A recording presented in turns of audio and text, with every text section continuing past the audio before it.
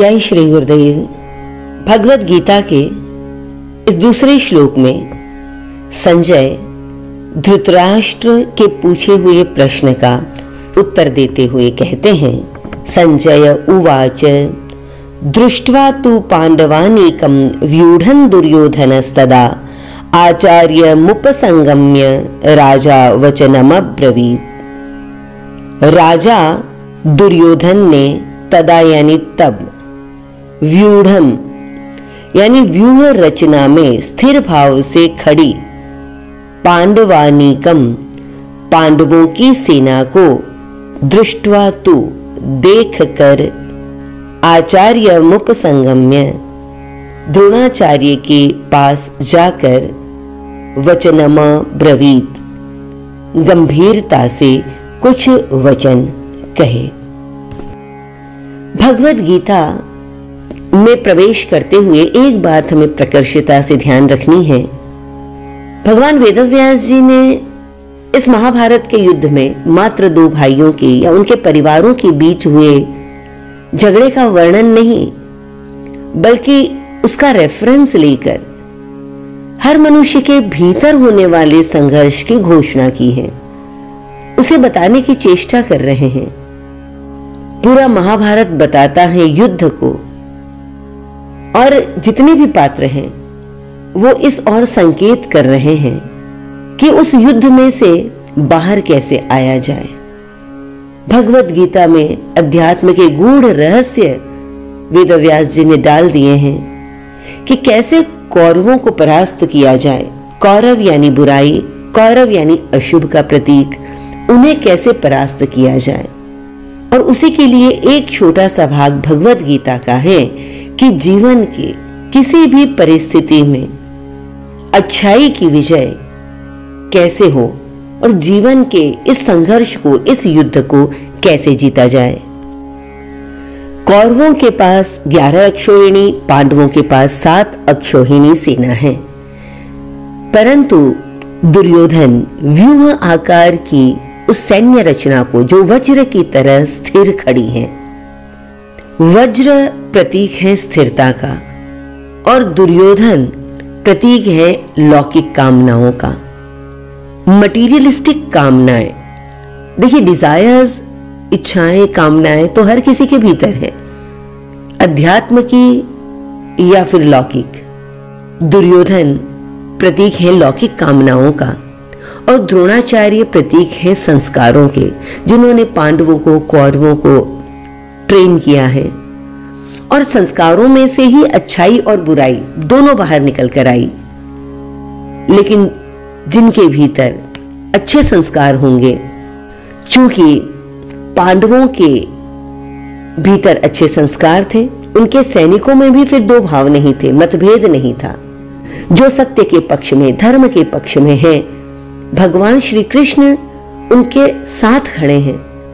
और जहां परमात्मा साथ में खड़ा हो जाए, उसकी जीत तो निश्चित है, उसका प्रभाव तो दूसरों पर पड़ेगा ही। और इसलिए दुर्योधन प्रभावित हो गया। दुर्योधन, अब देखिए, जो बुराई है वह हमेशा अच्छाई की एकता से भयभीत रहती है। 100 अच्छे लोग एक ही बात करेंगे, पर 2 बुरे लोग 100 बातें करते हैं, तो अच्छाई में कोई मतभेद हो ही नहीं सकता। वो सारी की सारी सेना जो पांडवों की तरफ थी वो श्री कृष्ण को समर्पित है, और दूसरी तरफ कौरवों की सेना यह दुर्योधन के प्रति समर्पित है। अब प्रश्न यह उठता है कि दुर्योधन द्रोणाचार्य के पास ही क्यों गया? तो उसके कुछ कारण लगते हैं। पहला तो पांडवों के प्रति द्रोणाचार्य के मन में द्वेष पैदा करने के लिए, क्योंकि पांडवों से द्रोणाचार्य को, विशेष करके अर्जुन से बड़ा स्नेह था। जब भी अच्छाई और बुराई के बीच युद्ध होता है तो बुराई भागती है संस्कारों के पास, उसे बार बार ये जताने के लिए कि बुराई में कितना मजा आया था, तो अच्छाई की तरफ मत चले जाना। देखिए, अच्छाई में तो कई मर्यादाएं आती हैं और बुराई में कोई रिस्ट्रिक्शंस नहीं है। स्वच्छंद जीवन जीने में बड़ा मजा आता है और इसलिए कई बार हम ना चाहते हुए भी बुराई की तरफ प्रवृत्त हो जाते हैं।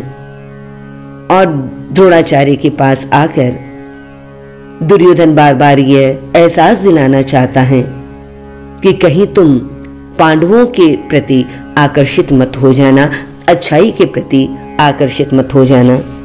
और दूसरा, वो आचार्य भी हैं, चाहे कितनी भी बुराई क्यों ना हो। दुर्योधन गया तो गुरु के पास ही, तो यहां गुरु की महिमा का भी वर्णन किया है। तो चाहे कितना ही तुमसे गलत कार्य क्यों ना हो गया हो, जाना तो गुरु के पास विनम्रता से, नम्रता से, वहां आपका आदर नहीं छूटना चाहिए। और वैसे द्रोणाचार्य सेनापति बनकर खड़े हैं, तो सेनापति इधर उधर ना चला जाए तो गड़बड़ हो जाएगी पूरी सेना। तो इसलिए संस्कार जो है वो बुराई के पास नहीं आते, पर बुराई जो है दुर्योधन के रूप में हमेशा संस्कारों के पास जाती है, उसके भीतर द्वेष पैदा करने के लिए। और फिर आचार्य के नाम से संबोधित कर रहे हैं कि आपने दोनों को ही शिक्षा दी है। शिक्षा देते समय आपने पक्षपात नहीं रखा, तो आप युद्ध में भी पक्षपात मत रखिएगा। मेरी तरफ खड़े हैं तो मुझे ही जिताना है।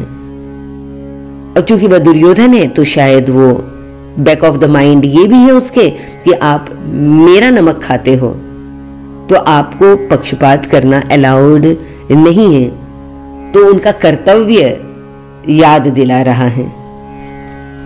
अपने स्वार्थ को सिद्ध करने के लिए दुर्योधन ने जो कहा अगले 3 श्लोकों में बताते हैं। हरि ओम तत्सत।